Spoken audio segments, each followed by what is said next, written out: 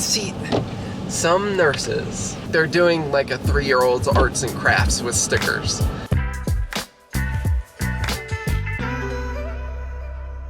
All right, we're getting out of here. We are going first. Well, first, Peter was working and Elijah took a nap and I got a needle stabbed in my chest. All the normal things of a day in the Frey life. And we are heading to the outpatient, well, both of these are outpatient. My first infusion of the day is IVIG. Yes, that's correct. I have the medication right here. And we're heading to the infusion center. Peter and Elijah are gonna drop me off and I'm gonna go in and do my infusion. And then they have open swim today. I'm so excited. I don't even get to go, but I'm excited for you. Yeah, it'll be fun. And I'm sorry that you have to sit in the infusion center while we go have fun. That's all right. But I was thinking while I was accessing your port this morning, I was thinking, I wonder how many times in our almost 12 years of marriage I've stabbed you in the chest. and I started like doing the math, and at least once a month. Yeah. But like most, like for 8 of those years, Yeah. it was like sometimes weekly. And sometimes 2 to 3 times a week because my port started ejecting the needles basically. So my estimate is probably close to 200. 200 times opening that sterile dressing change kit. Except in Scotland where they didn't have sterile dressing change kits. Yeah, wow. We became very confused very quickly. Do you remember the night we like went out in the we rented a car and like we're searching the town for sterile gloves? Yep. And we ended up going to the hospital. Also, whatever supplies they gave us to access my port at the hospital, they gave us supplies and sent us home. When we got home, we realized there was no ChloraPrep in it. And they told me to use alcohol wipes, which is different than what the US does, at least different than the ChloraPrep is like a heavy duty antiseptic. Yeah. Anyway, all of that to say, we opened the sterile dressing change kit and you proceeded to stab me in the chest with a needle, which is a gift that you do that for me. Because I did it through undergrad, of course. I did it through college, and it's fine. You can do it by yourself, but it's kind of, for me, it's easier if he does it. And he's been willing to do it all these years. Well, it's, Thanks.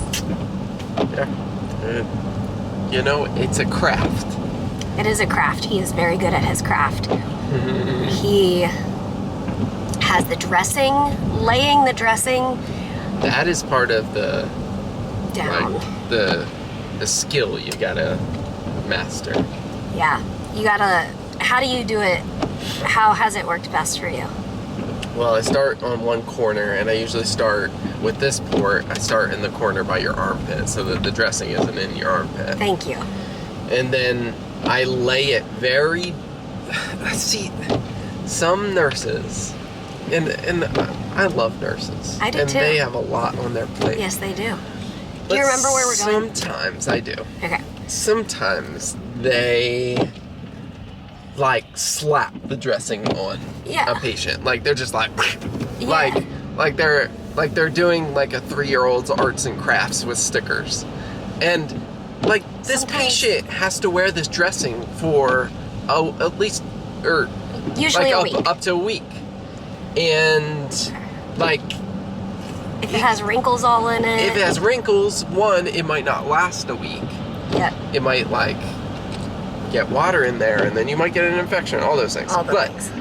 On the other side of things, like they have to have this on their chest. Like, can you at least make it look nice? Thank you. I appreciate your artistry in it. It is an art. Can we explain why I just asked you if you know where you're going?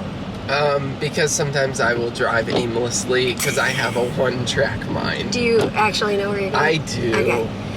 So like, and I can ask it back there at the light. And then between the light and this area, like, He could forget. Between that area, while I was talking like very passionately about the art of putting on a sterile tegaderm. dressing, Yeah.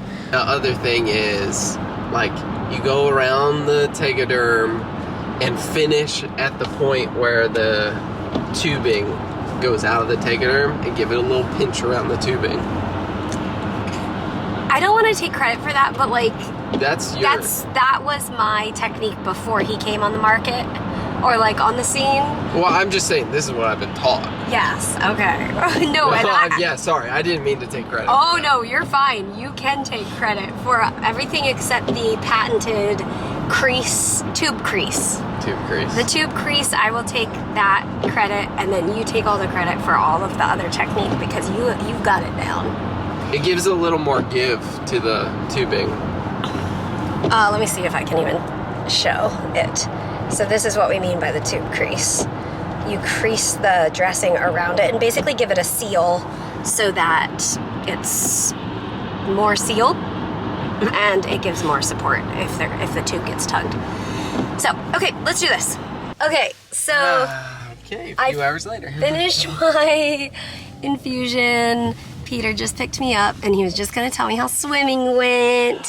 It was awesome. Really? He had the time of his life. Oh. It's been like 3 weeks since we've been able to go. Yeah.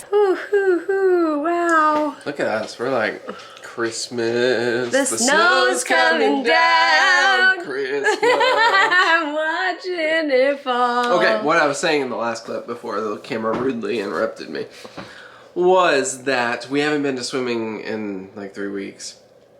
He did so good. One of my favorite things to do with him at open swim is at his swimming lessons we practice crawling out of the pool or like pulling himself out, and he does pretty good. Like, he needs my help, but he grabs onto the edge of the wall and he pulls, like he can kind of pull up. Yeah. And then I push his knee up, and then he can kind of crawl out. Yeah. And then he just loves sitting on the edge of the pool, and I go 3, 2, 1, and he jumps in, and I let him. Today I was letting him go under, like I wouldn't catch him until he was underwater. Yeah. And he was loving it. It's so good. And we had the pool to ourselves. Like it's just kind of open swim time, and so you never know how many people are going to be there. And today there was one other family, like a mom and a child, for like half hour, and then we had the pool to ourselves. That's so fun.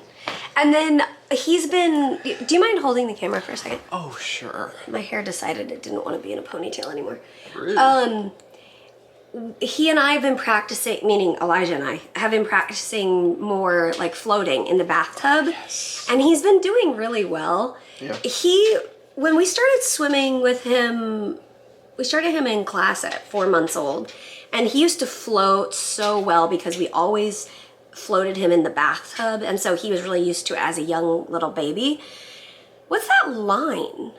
Oh. It's like a box around your face. I was like thinking something was wrong with the screen, but then as he was 6 months old, that sort of age, he was like, oh, I do not want to float. Mm-hmm. And he really... Just like resisting going on his back. Hi, buddy. Ollie's coming in for snuggles. Very, very furry poodle down here. Yes, he needs a haircut. Oh, so bad. So you were saying you've been practicing in the bath with the floating on the back. Yes. And partially because he started enjoying it more, or like tolerating it more in the pool. And so then today Peter said that he floated so well. Yes, we did lots of floating on his back, and I think he's getting... Was that in the shot? What? I was like wiping my nose like... I think he's starting to get the feeling of like the weightless floating. Yes. And so it's no longer... I think he had that feeling as a baby, but then kind of resisted going on his back. Well, it's kind of a vulnerable feeling. Totally. But I think he's recapturing the joy of floating. And so, anyways, swim was great. Elijah and I, while Mary was at the infusion, did you vlog while you were there? Or I don't know. While she was at the infusion center. I didn't have a door. A door.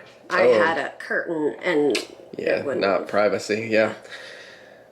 What was I? Oh, Mary was at the infusion center at the hospital, getting her biopsy infusion.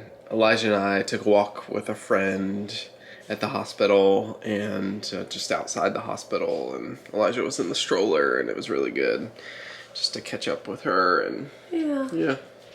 So. And it took so long. I actually made I guess I did vlog for like 30 seconds, but I made this little video and put it on Instagram. I was like, did you see it? No. Okay. I was like, so do you guys ever have this situation where they're doing the intake questions and they ask you, do you have any pain? And you say no. And then like 10 minutes later, you're like, oh, my head does hurt. And then you feel like an accidental liar. Oh. That happened on the day of my surgery. The first nurse came in and asked that question and I said no. And then the next nurse, like who was covering for her for a minute, asked the question and I was like, yeah. So I was afraid that the first nurse was gonna come in and see in my chart that I had pain and then think that I wasn't telling her, but I told the other person. I was like, oh. So today I was just saying like, do you guys ever feel like accidental liars? The comments have confirmed I am not alone in this. So that happened, but it was basically just like a really long wait. It's a hospital and outpatient infusion center. And I don't know what in the world is wrong with how it's being run. I think it's run by the DMV. It definitely is because they tell me to get there at 3:45. I got there at 3:45. I checked in. Hi, Bonesy. And checked in and did the intake questions and everything that you got to do. And then they put in the request for the medication. And then it takes like an hour and a half. This infusion is 30 minutes long. So my visit there, I come accessed, I do my own port, well, Peter does it. And so there's not like sterile procedure. It's like, it should be kind of quick and in and out. And it is not quick. And I ended up with a headache because of it. It was exasperating. But what are you gonna do? Well, here's what I'm gonna do. Hopefully I'm not gonna go back there. I've been trying to get it approved for at home for literally 6 months. That's been... And even before that. Because, yeah. So anyway, it was a long day, but as I was walking through those empty hospital halls afterward, I was thinking, that was a long day. Longer than it needed to be because of the wait at the second infusion center. The first one was quick, even though the infusion was longer. I was there for a shorter amount of time. Crazy. But I was walking out of there thinking, but I'm thankful to have them done. Yes. So that's great. Yes, and I'm thankful that that's the extent of infusions. I was remember 24/7 infusions of, what was that, cefepime or something? 24/7, was it Ceftaz? Maybe, but I just remember that was like... Or Zosyn. Maybe it was Zosyn. I think I've done a few 24/7 ones. For weeks on end, and it was, I'm thankful that what your body needs right now is a couple infusions a month. And it's a blessing. Yeah. With a few frustrations thrown in as well. That's okay. It's true. So, whatever blessings and frustrations you have today, we're here to tell you you're not alone. And as always, we'll see you next time. Don't forget to laugh every day. What'd you laugh at today? That question? What? The toenails. The toenails? Wait, remind me what happened. I gotta show you the picture. Oh, there's a picture? Wait, hold on. Oh, yes. The toenails. Oh, my. These toenails, apparently. These toenails with the gems. Oh. What did you laugh at? The toenails. I laughed at Elijah laughing in the pool when I was swinging him around in circles. Oh. Oh, guys. See you All right. next time. Bye.